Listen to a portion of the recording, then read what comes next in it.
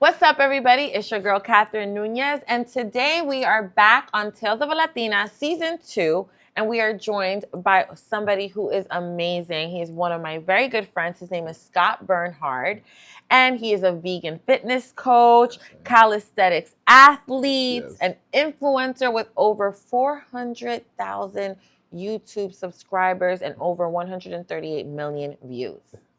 You are that guy. Everybody welcome Scott Burnhard to Tales of a Latina.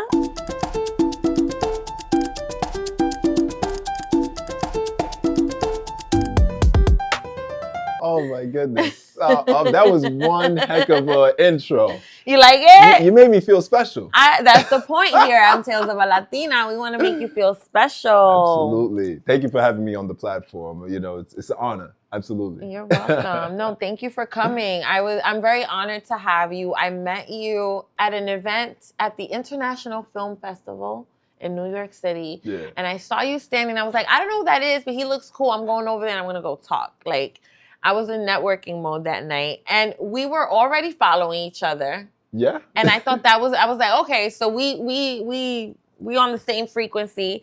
And I was like, I gotta have him on my show. So Scott, born and raised in the Bronx by a Jamaican mother and grandmother. Tell us about your journey. Let's start with baby Scott. We always start the show with baby Scott, with who you were as a baby. Tell us about that. Yeah, you know, as a kid, as a baby, man, like, I was very active. I loved to run around. I was playful. I was very energetic. You know, my mother would make me go out to play all the time. So I wasn't really around like a lot of technology during those days. I was just out just having fun.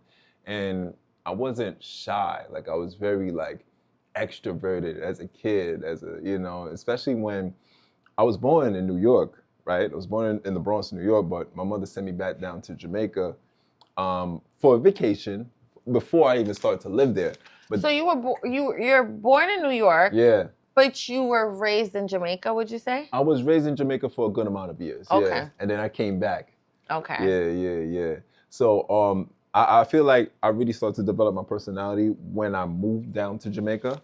Because like when I was living in Jamaica, it was just like a lot of land. It's free. I'm climbing up trees. I'm doing a lot of like free things, you know, like things that you can't really do in the city. You can, yeah. I mean, there's ways. Like I remember when I was young, we used to play manhunt and like that. Yeah. You know, so it gave us a sense of like, you know, I don't know, like just having something to do, an activity. But absolutely, being in Jamaica and being able to climb the coconut trees and all that, that's a whole different experience. Whole different experience. Like you go, you hungry, you just go and climb the mango tree and you pick all types of mango, all types of fruit. It was just freedom, you know? And I love it and I miss it all the time. Like I think about the memories of just growing up in Jamaica and it makes me smile. So when you came, when did your parents come? When did you guys come from where you were born here, but raised in Jamaica? Yeah. Stayed there for how long? I stayed there for about 4 to 5 years of my life. Yeah. And then you came back to the Bronx. Mm-hmm. So tell us what that household was like growing up in the Bronx. Oh man. It was just me, my mother, and my sister. It was just me, my mother, and my sister. And it was just 3 of us, but we had a very tight-knit, you know, close family. It was very loving. I grew up in a very loving environment. My mother, you know, rest in peace, Mama Burnhard. She raised me well, you know. I could tell. We could tell. You're a very, very well-spoken human being. Like, and your values, your morals, they speak volumes. So shout outs to Mama Burnhard. Shout out to Mama Burnhard. I see you in heaven. And you know, one thing growing up in a Caribbean household, they don't play. No, they do not. I was just going to ask you, how did that culture shape your values and your discipline, your spirituality? Yeah. I mean, everything, the food, the mood, everything. How did... You know, they say in the Bible, you know, spare the rod, you spoil the child. And when I was growing up, my mother would discipline me. And I didn't have my father living with me, so it was just a single mother. My mother got pregnant in Jamaica, But then she came to America to seek more opportunity. My father actually funded her to go to America and then, seek more opportunity to become a nurse. And one thing I really admire my mother was the discipline that she instilled in me. Because wrong is wrong and right is right. So imagine growing up in the inner cities of the Bronx. You have to deal with all different types of stimulus. They got the gangs, they got the violence, they got all different type of things going on. I've seen it, so I could talk about it because I experienced it. But the discipline within that my mother instilled into me made me not go down that road or even think about going down that path. So, because she will beat your mother. Let me tell you something. Jamaican, Caribbeans don't play. Yeah. I know I got my ass whooped a few times, so listen, I know you did. Caribbeans don't play, but the Jamaicans, like my mother. No, Jamaicans don't play. Shit around, Yeah, Jamaicans a little scarier. I have to bring out the accent. Yeah. Shit, listen, whatever is available, the belt, the hanger, the high heel shoes, the cable box. I remember got beaten with a math book before. Even the pot, whatever she's cooking, be careful if she's cooking. Let me tell you the story, right? So I'm at the table, right? And we'll do homework in front of the table because mom, she's doing her work too. And I think she said something to me and I didn't like it. So I talked back. And then she just took up the math book and threw it at my chest. I knew.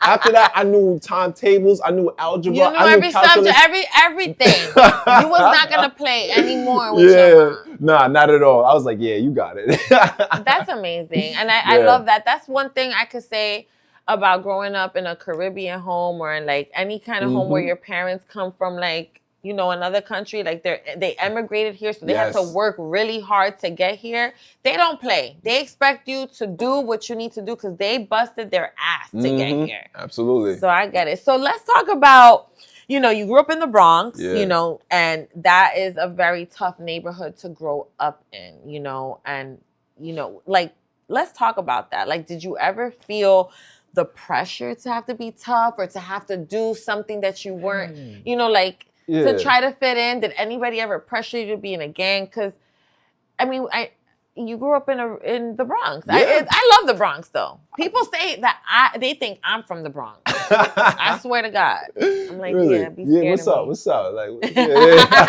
scared of me. That's right. I got tough in me. Yeah, man, growing up in the Bronx, honestly, I had a beautiful experience growing up in the Bronx. Like, there was some good and bad, but there was more good. I think... But you know what? I will say, I feel like, because everybody has different experiences, your mom worked really hard to make sure that you did not experience none of the ugly. Yep. I know that to be true. I know it. And God bless your mom in heaven, because that's one thing I know as a mom myself. We work really hard to keep everything, all the darkness, all the evil things. I don't want my kid to go through that. I'll go through that. I'll experience that. Let me tell you something, Katherine, right? There's a mother and then there's a praying mother. Yes. Two different types. Two different things. My mother was a praying mother. My mother was in the faith. She was in the church. She would bring us to church. I ain't like it. But she would still bring us to church. But you knew that there was a purpose behind it. It was a purpose behind it. Trust and believe. There's some times that my mother said, I wanted to go certain places. And my mother would be like, nah, don't go. And I'll be upset. But then the day, the day after, I heard something catastrophic happen at that same place that I was going to go to. It's nothing like a praying mother. And my mother, she really, really did her best with me. And I thank her every single day. Yeah. Because I've seen a lot and I heard things, but I've never came into contact of being jumped. I've never been in contact. You was protected. I was protected. I was protected by the Almighty. I was protected by the prayers of my mother, And that's why you can say that you had a beautiful upbringing in one of the most dangerous neighborhoods in Manhattan, New York City.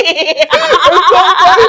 Yo, I mean, like home sweet home. All you hear, I'm good here. I'm safe. Listen, you hear the bachata, the merengue. You see the poppies they play and dominoes, everything. I'm like, yeah. I'm home sweet home.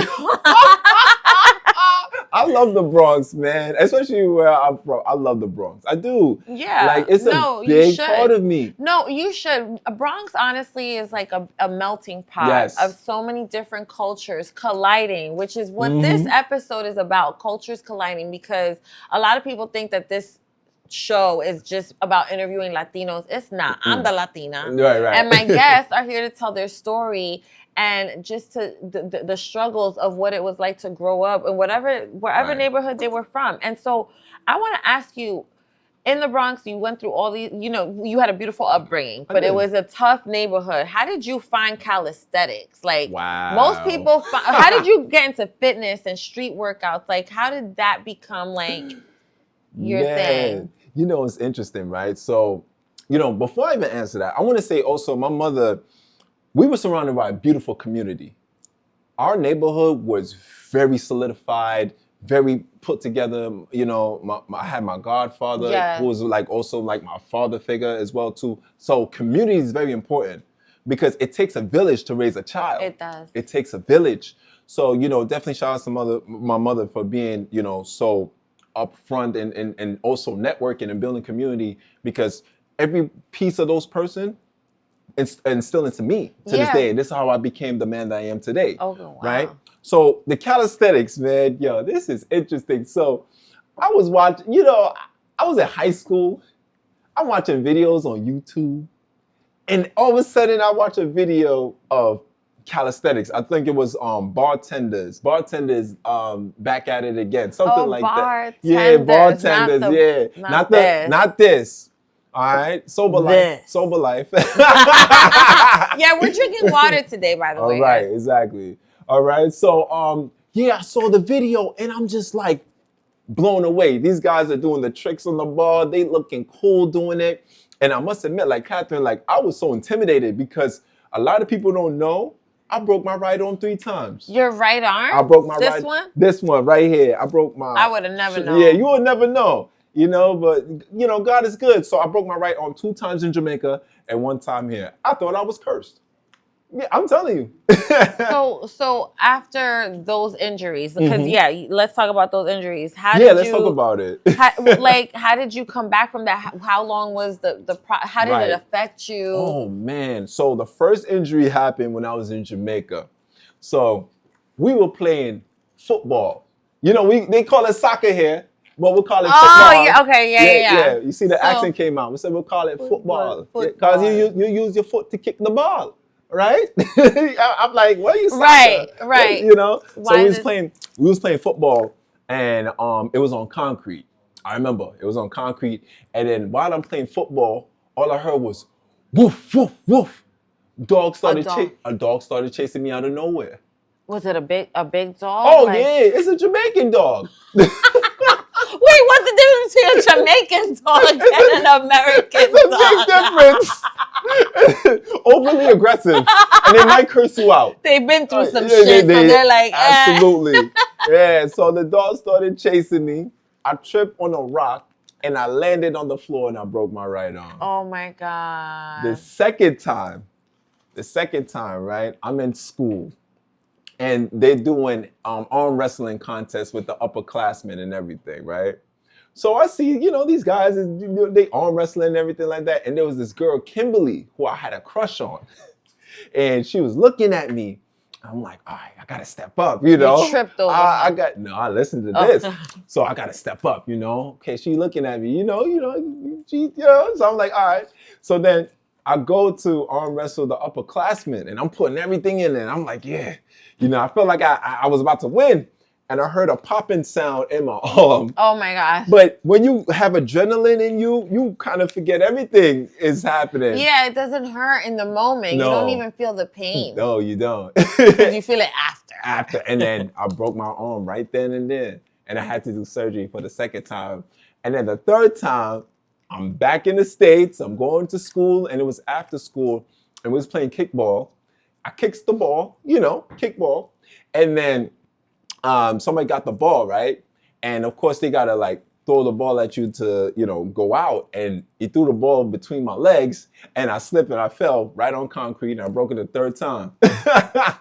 And I had nerve damage. I couldn't move my arm. My arm was like this. Oh my God. Yeah, it was stiff. It was dead. The nerves was done. It's so crazy because to see you now, you would never think that you had all these injuries. Yeah. So how did you recover? Like, okay, I know. I mean, obviously, it's easy for you to recover. Yeah.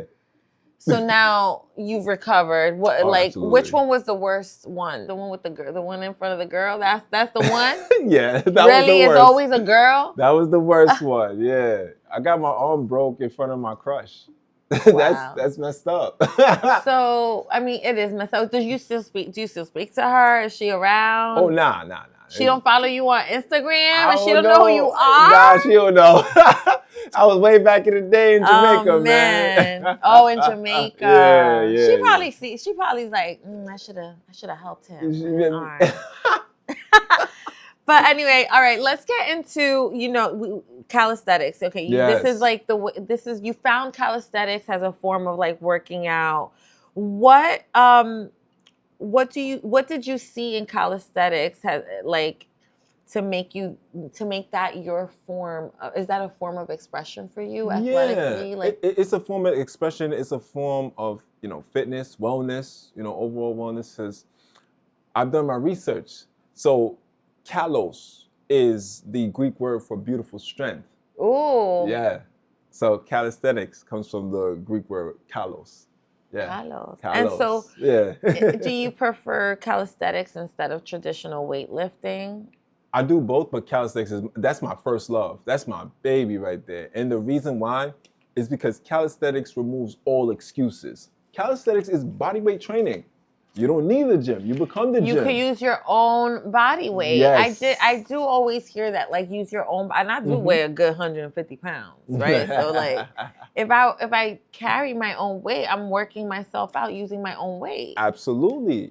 And one thing I love about calisthenics, it transfers to like everyday life and survival as well too. Like, imagine that you on a cliff and the only way you can live to see another day is if you pull yourself up from that cliff, right? Yeah. So don't do it. Yeah, exactly. You gonna find a way.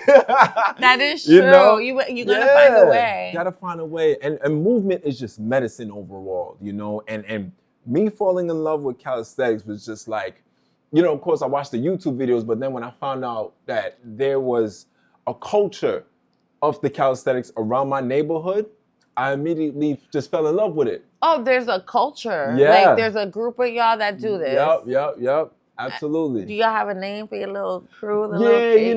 Back in the day, it was called Team Brotherhood. Shout outs to the guys, Team Brotherhood. And I remember I went to the park and I saw them, doing the things and everything like that. And I just inquired, like, hey, like, I want to learn this. Okay. And it was much more of an older crowd, more like older dudes. Shout outs to Q. That's my mentor right there. And they just took me under the wing. And I just came every single day. I just wanted to learn more. Now, do they create content as well? Or were you? Yeah, they do. They do. Yep. But when you came in, were they already doing the content? Or did you bring that aspect of the social media influencer into the game? Like, are you the first one out of the crew? I would say I was the first one out of the crew to like really bring that emphasis. Yeah. Like the OGs, like, yeah, they had videos on YouTube and things like that, but they wasn't like pushing it as much. And then I kind of came in and I started to like, push it a little bit more, And then I remember one time, like the guys would get so mad at me because I'm like, yo, record this, record that. Yo, hold my phone, hold this, hold that. And they'll record it, but it's like, yo, we just want to work out. Right. They want to be in the moment, present. And I totally understand that, but I don't think they seen the vision of what it would be. I don't think I even seen the vision at that time, but I just wanted to like record things and to show people things and, especially on the social media, just try to help people and show people that you need the gym. When was the moment that you realized, okay, I am a person of influence and I have a voice and my voice matters and it has an impact? Like, what was the first piece of is there a content piece that started it? What was it? When Instagram started coming out with videos. Oh. Like 15-second videos. Okay. Yeah. Oh my God. Yeah. That's a lot. That's a lot. Took it way back. Way back. Because 15 seconds, that's all we had. You had to seconds. show what you had in those 15 seconds. Yup. And those 15-second videos, I started to just post my calisthenic videos, my workout videos, and people were just like, oh, this is helping me. Oh, I did this and I'm getting stronger and this and that. And then it's crazy because like I never see myself going into the fitness industry like that. Like not even. And then this is when people start to inquire about, oh, do you do personal training? Can you train me? Can this and that? And I remember, Katherine, I was training people for free at one time. Yeah, I know. No more. Not anymore. Not no more. No bueno. Ain't happening. But I think it's beautiful that you were just willing to help people learn about fitness, because I feel like that's what your purpose is. Like, you just want people to live a healthier life. Yes. Don't bother me. I'm detoxing. Like, he has like, this is his lifestyle. This is literally, he lives and breathes this. Yeah. And so I want to talk about healing and mindset, and also like how you got into, were you always a vegan? No. Tell us about that journey. Like, listen, I was not always vegan. You know, it's interesting because like I live the life now, and people see me on social media and they see the things I'm talking about, and they be like, "Oh, you were born this way. You was always like this." I'm like, "Yo, my man, I grew up in the Bronx." Like I'm sure if your mom, she was alive, if you asked her to cook you a vegan meal, what would she say? No, she would. She'll cook. Like when my mother was alive, she wasn't vegan herself, but my mother made the best chickpeas, man. Aww. My mother made the best chickpeas, the best mixed vegetables with the quinoa. I miss my mother's cooking. I do. I know you do. She threw down. And you know, like I said, I'm from the Bronx, Captain. I grew up around bacon, egg, and cheese. With the can of Arizona with 50 grams of sugar. Yeah, why? How did you alternate from that to what do you eat now for breakfast? My God. What's your breakfast look like now? Oh man, right. It's interesting because it's like I love to think about my humble beginnings, because like I said before, like of course I grew up in a Jamaican household, so I'm eating Jamaican food. You know, food that's cooked with love. But then when you go outside, there's no controlling that. Yeah. So I'm going to the Kennedy spot. the chicken spot? I'm going to the chicken spot. You know, that sounds good right now. The 4 wings with the biscuit and the birthday cake ice cream and the apple pie and then the Chinese food. Come on, man. Yeah. Like, you know, I grew up around that area. Like that's you know, that's what it was. But now my life has totally changed so much. And I would say now, what sparked that change? Okay, let's talk about it, right? So 2015, I was shooting a calisthenics documentary called The World Is Your Gym in Times Square with me and some of my guys, right? So I went on top of a platform, you know, the little scaffolds and things, doing pull-ups and things. So I'll try to go on the highest one. You know, I'm a daredevil. So I went on the highest one and I fell. And I landed on my wrist, Captain. So when I landed on my wrist, that adrenaline, I didn't feel it until the next morning. I couldn't move my wrist. So I'm like, okay, maybe it's nothing. You just put some ice on it or whatever. Days pass, still inflamed, you know, still hurting. So of course, what happens when you hurt yourself? Where you go to? The doctor. I went to Mr. White Coat. I went to the doctor, and he said Mr. White Coat. Mr. White Coat. I said, wait, who's that? Oh, Mr. White Coat. Mr. White Coat. I went to Mr. White Coat. So when I went to the doctor, he's like, "Oh, you have inflammation. You need to take this prescription and these pills and go to the pharmacy and everything." So I'm like, okay, cool. I'm going to listen to you. All right, I'll do it. Because you got the white coat. You got the white coat. It's something about that white coat. It gives like authority. Like whatever he says is like. Yeah, right. You're going to die in 3 days. It's like, nah, man. Yeah. But other than that, I went to get the prescriptions. I went to get the pills and things like that. And I did it for like a month. And it wasn't working at all. So when it wasn't working, I kind of became depressed about it, because it's like I'm an athlete, I'm an active dude. Back then I was modeling too. So like I was, man, yeah, sidebar. I used to model. He was a model. I was a model. We knew that. Yeah. Come on. Like, come on. No.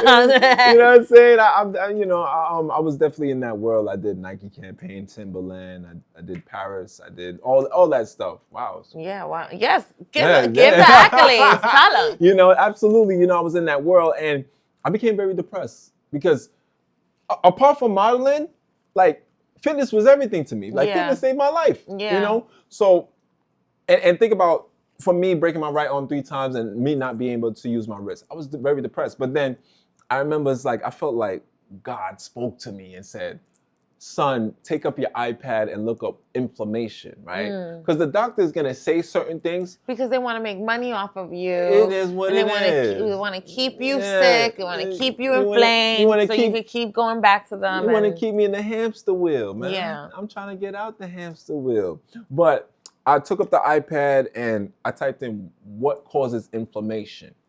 And what came up, Katherine, blew my mind. Especially coming from a Jamaican household, right?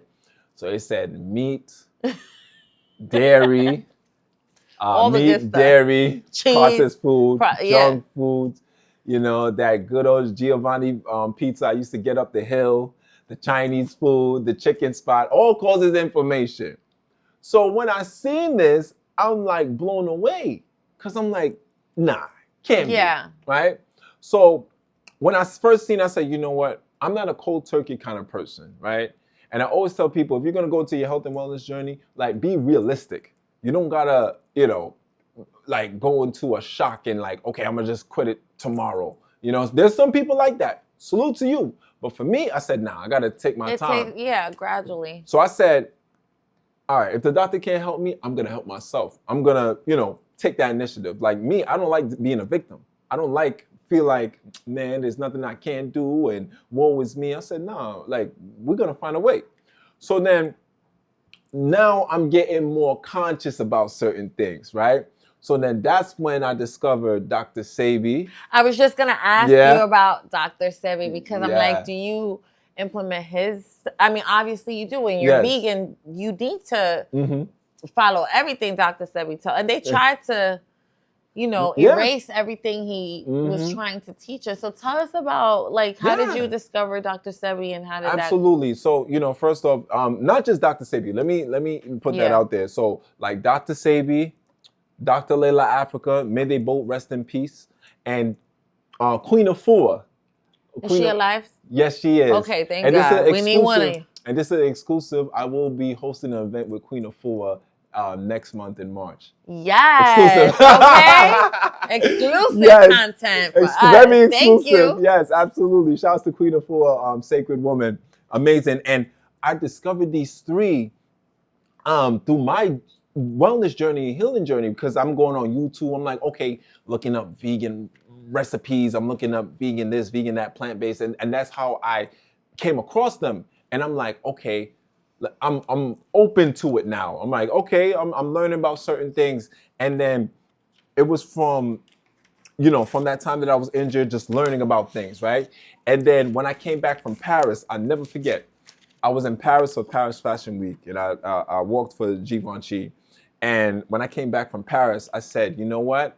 I'm going to try 1 week of this vegan thing. Because me personally, I thought the vegan thing was for white people. I thought it was for the Caucasians. We all did. We thought it was some white people stuff. We did not think it was for us. We was like, I don't know. This is like, my mom said it's no good. Because my mom says, you have to eat meat. You can't just live like she's not pro-vegan. Like you go to my house and tell her to I remember I did vegan. Like I did a little bit of vegan. For like a good 2 years. It was because of a guy. I was dating a guy who was a vegan. I wanted to impress him. And then I was doing so good. My body was in the best shape ever. But you could not tell my mom nothing about veganism. Like she don't want to hear that. I would go, I'm like, Mom, I don't eat meat. Can you make something? Hey, muchacha, mira, coño. Oh, my God. Wait, you're Dominican? Yeah, I'm Dominican. Oh, so you already know. Chicharrón. Everything fried. Everything deep the bacalao. fried. Yes. The mofongo. With a ton of seasoning. Oh my god. Tons The of penin. salt. The penin. Tons of salt. Oh my goodness. Tons of all that. It's not healthy. And that's how I grew up. Listen, I love Dominicans. Like growing up, Dominicans embraced me. Yeah. They loved me. I mean, I love Jamaica. Jamaica is honestly my favorite country. I said it when I was like, I think I like Jamaica more than my own country. No shade. I just had more fun. Like I just had way more fun in Jamaica. It'd be like that. It was like, yes, go ahead. They massaged me, everything. I was like, yes, I'm in heaven, child. Oh my goodness. No, but you know what it is though, Katherine? Yeah. People fear what they don't understand. Do people put stereotypes on you because of how you eat? Like, you know, you're vegan, you're in this journey. Do people stereotype you?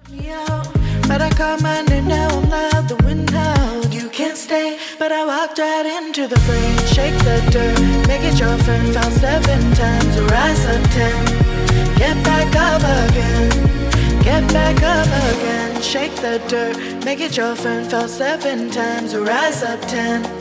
Get back up again.